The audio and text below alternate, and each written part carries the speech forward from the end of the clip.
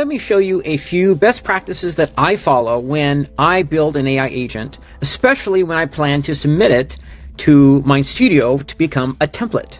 So, as I mentioned yesterday, MindStudio released a brand new feature, among others, to a new agent template location in the platform. This is in the left side navigation when you log into MindStudio.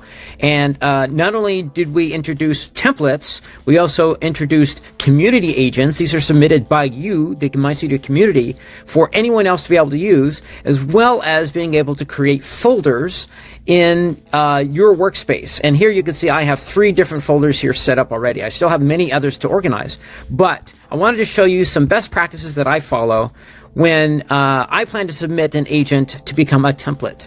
And the reason why that is so that others can be able to recognize and learn how your template is designed and then customize it for themselves if they want to.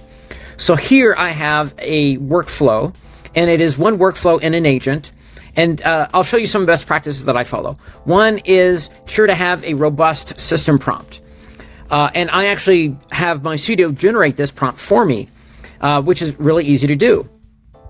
All you need to do is come over here and click on Generate Prompt, write a description of what this prompt will do, what this agent will do, and it will generate it for me.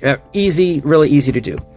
Another thing to do is have a landing page set up for it. So here, I also do that. Let MindStudio do this for me. You just click on Generate Landing Page, and it will run an agent in the background and automatically populate most of these settings, not all of them, with this data, like this full description, the tags. And I suggest doing this after you have the system prompt and after you have all of your blocks renamed and labeled, because it uses that to inform how to describe this landing page.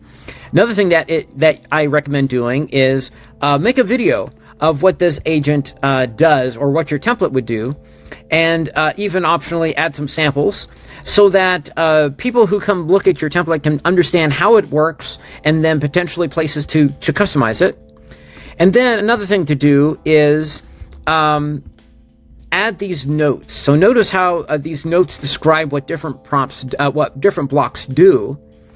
And also label your blocks so that these are easily labeled, and they can recognize at a glance what these blocks do. You don't want to have a workflow that has just generate text, generate text, generate text, all of these blocks labeled that way. Another thing that I'm going to do before I submit this is I'm going to remove any breakpoints.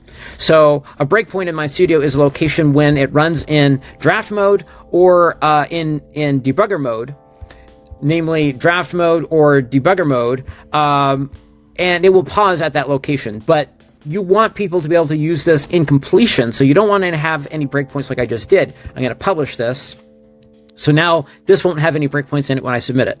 So these are some high-level tips that I recommend following when you want to prepare an agent for a template or for community use. And this will help people adopt your template and agent for their own use. So I hope this was helpful. Thanks for watching. And lastly, submit your own templates and agents. We want to see them. Thank you so much.